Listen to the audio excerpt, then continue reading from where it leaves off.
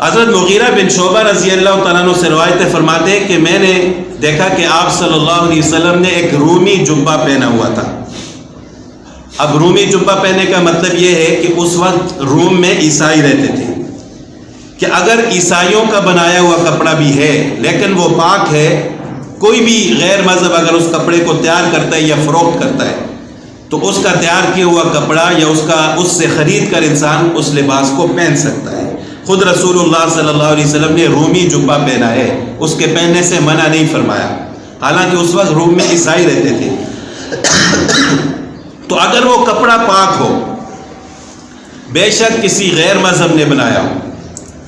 کسی غیر مذہب ملک میں بنا ہو یا کسی غیر مذہب شخص سے خریدا گیا ہو تو اس لباس کا پہننا جائز ہے۔ خود رسول اللہ صلی اللہ علیہ وسلم نے